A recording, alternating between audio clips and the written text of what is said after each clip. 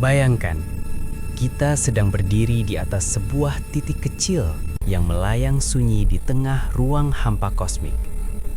Dari kejauhan, bumi tampak indah, biru, tenang, seolah aman. Namun, semakin kita memahami planet ini, semakin jelas satu kenyataan yang sulit diterima. Bumi bukan hanya rumah yang menakjubkan, tetapi juga dunia yang mengerikan. Bukan karena kejahatan, bukan karena niat, melainkan karena hukum alam yang bekerja tanpa empati. Memahami betapa mengerikannya bumi berarti menyadari satu hal sederhana namun menakutkan. Kehidupan di sini sangat rapuh. Kita hidup di atas lapisan tipis kerak planet, setipis kulit apel jika bumi kita perkecil seukuran bola. Di atas lapisan itulah seluruh sejarah manusia terjadi. Perang, cinta, peradaban, doa, dan tepat di bawahnya tersembunyi kekuatan yang bisa menghapus semuanya tanpa peringatan. Sekitar 66 juta tahun yang lalu, bumi pernah belajar betapa kecilnya ia di hadapan kosmos. Sebuah asteroid raksasa melaju melintasi ruang angkasa tanpa tujuan, tanpa niat. Ketika ia menabrak bumi, energinya melampaui jutaan bom nuklir. Langit menjadi api, lautan mendidih, fotosintesis berhenti, dan dalam sekejap geologis, dinosaurus punah. Mereka tidak kalah, mereka tidak gagal. Mereka hanya berada di tempat yang salah pada waktu kosmik yang salah. Itu adalah pengingat sunyi. Kehidupan di bumi bergantung pada keberuntungan kosmik. Hari ini, langit tampak tenang. Namun, para astronom terus mengamati objek-objek yang bergerak melintasi tata surya. Asteroid, komet, bahkan objek antar bintang yang datang dari luar sistem matahari. Sebagian kecil di antaranya melintas cukup dekat.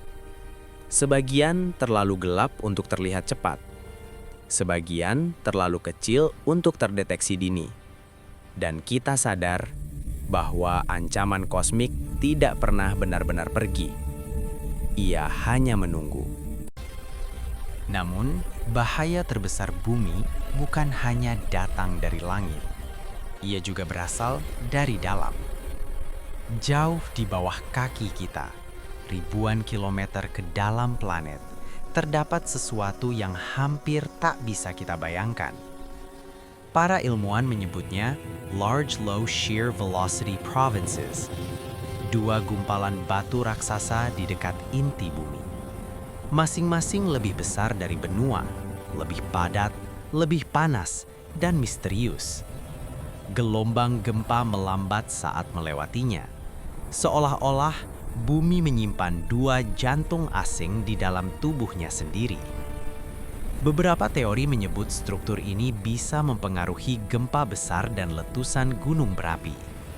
Artinya, ketika tanah berguncang, itu bukan sekedar retakan batu. Itu adalah respons dari mesin planet yang masih hidup. Lebih dalam lagi, bumi ternyata masih menghembuskan napas masa lalu.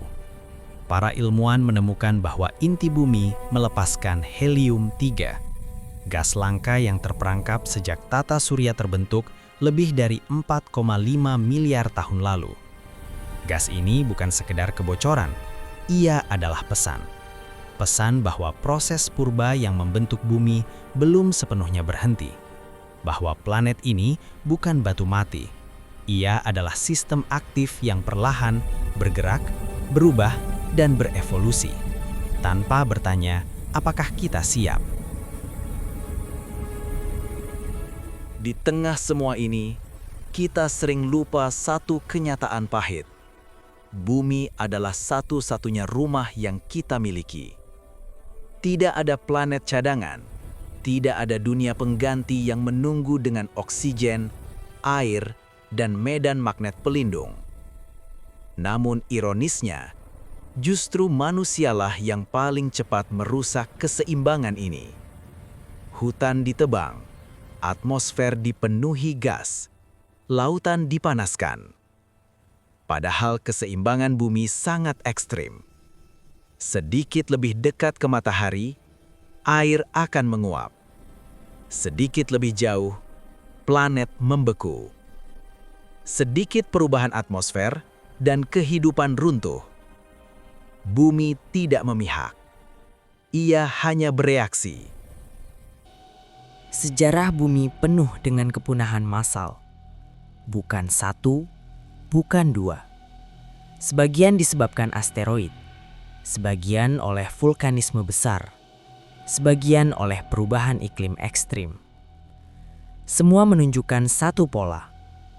Kehidupan bisa runtuh jauh lebih cepat daripada ia terbentuk. Dan kini, kita hidup di era di mana satu spesies memiliki kemampuan mengubah iklim seluruh planet. Bukan karena jahat, tetapi karena lalai. Bumi memang indah, namun keindahan itu lahir dari keseimbangan yang sangat rapuh. Planet ini bukan ibu yang lembut. Ia lebih mirip entitas kosmik netral yang memungkinkan kehidupan, selama syarat-syaratnya terpenuhi. Ketika syarat itu dilanggar, bumi tidak marah. Ia hanya menyesuaikan diri. Dan pertanyaannya bukan apakah bumi akan bertahan. Pertanyaannya adalah, apakah kita akan ikut bertahan bersamanya?